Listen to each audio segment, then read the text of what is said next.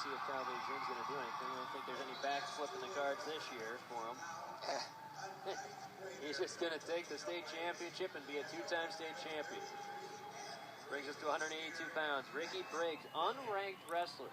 The only one in Class AAA to make it to the state championship matchup from the last guillotine ranking. He's unranked till he's taking on Chase Morlock.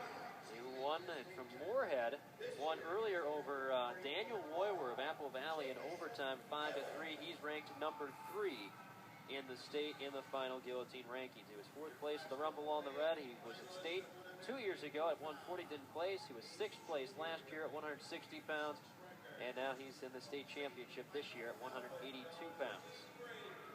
And Briggs, he came into the tournament with a 11-6 record. Guy who's been battling a lot of injuries throughout the season. If I remember hearing correctly from some of the St. Michael fans, he's been battling a lot of injuries all season long. That's why his match count wasn't so high. He had some losses he had to take due to injury, and now he gets his chance here at state tournaments, and he's taking full advantage of it. Chase Morlock, he comes in with a record of 39-4 from Moorhead. Moorhead, of course, he's got the orange on. It's still the Moorhead Spuds? It's still the Spuds. Okay. No political incorrectness by calling them Spuds. I haven't heard yet. Hasn't been any battles over that. St. Michael, wrestler Briggs, wearing the blue singlets. As they go off the edge of the mat, first period. No score, championship at 182. Obviously, it looks like he probably had a shoulder injury because he's got the shoulder brace on. Got that brace on. One of the newer rules, too, is making sure if you do have any of those type of braces that there's no, is it any abrasive surface there? No, you can't have abrasive or any sticky surface, or it has to be tight-fitting. Nice takedown. Hard shot, double leg. By Morlock. Gets the takedown. Leads 2-0 with 45 seconds left to go. First period. And near the edge of the mat. Here at 182, and off they go. 36 seconds left. Great crowd here at the Xcel Energy Center, as it always is for the championship round. Yes. Upper deck open, about half full. I haven't heard the head count for the crowd yet for the weekend. Have you? They might be saving that for later. And I've not heard anything yet for today or yesterday.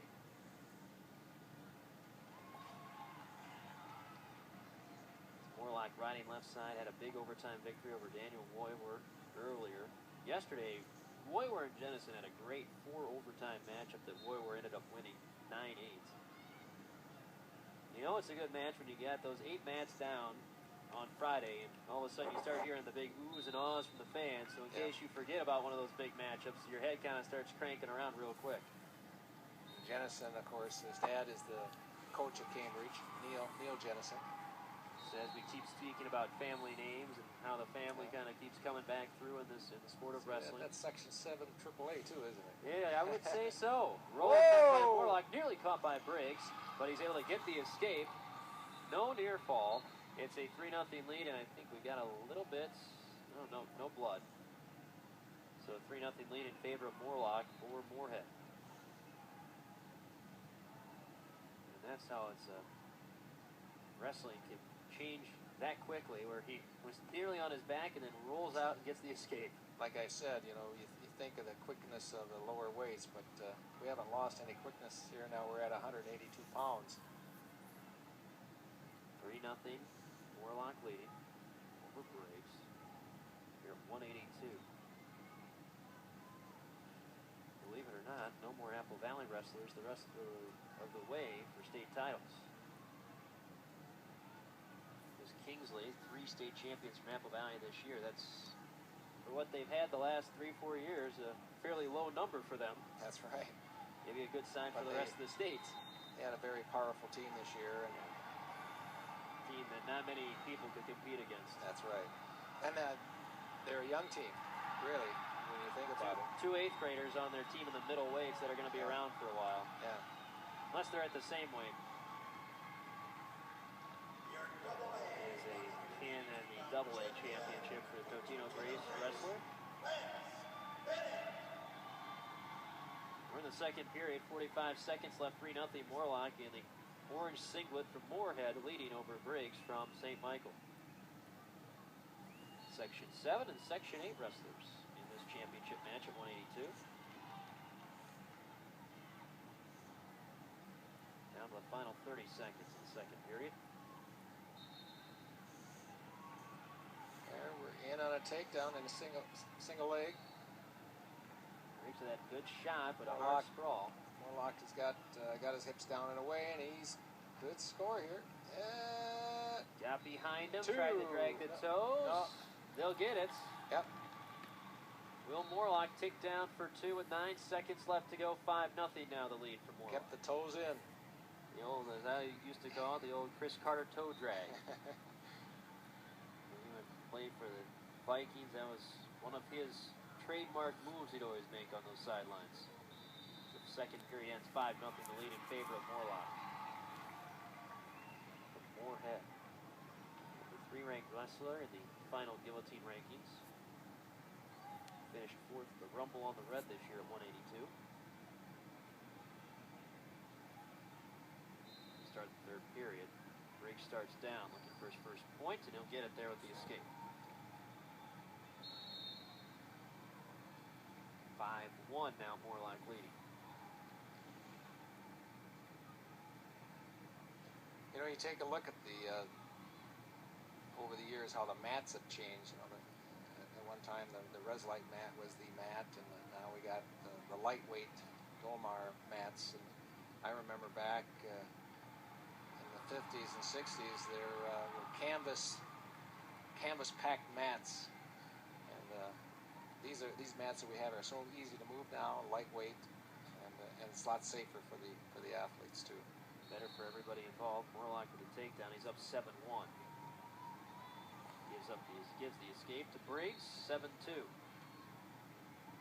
Minutes 5 and counting left to go. They push into each other.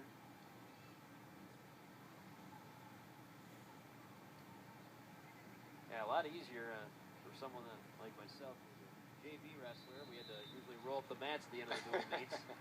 I would have liked to have had these when I was having to roll them up. I had the big three-piecers back in the day.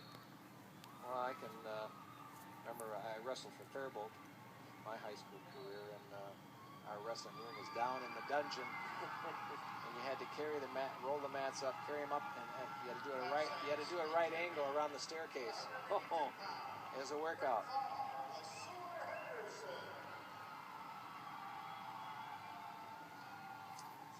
Things that make it fun. That's the experiences of wrestling sometimes. Over the years, when we had some old mats, I would cut them up in like 10 by 10 foot sections, and then any families that had young little wrestlers coming up, I'd say, here, the school, we didn't need them anymore. We're replacing them with some better mats. They would take them, put them in their garage, and neighborhood kids would come around and practice their wrestling moves over the summer. Many of those kids ended up being on the varsity team. Weird how that works out. Years later. 7-2. And I just tell the parents, oh, when you're done with it, give it to another family. And that's how it starts, and it just continues to go on. 7-2 the lead in favor of Morlock at 182. Oh, nice drag. Wow. Nice drag. You don't see it sometimes where he comes so hard with the inside part that catches you. He comes hard with that right arm, and then he came really hard with that left arm to pop it way by. You don't see that much anymore, the drag. And you see more of the high crotches and the duck unders. 3 seconds, 2, 1, and congratulations. Chase Morlock of Moorhead, state champion, 7-2 the victory for the junior here at 182 pounds. And third place is Clayton Jennison from Cambridge. And fourth place was Urban Rabu. And then fifth place was Richard Carlson from Moundsview. And fifth place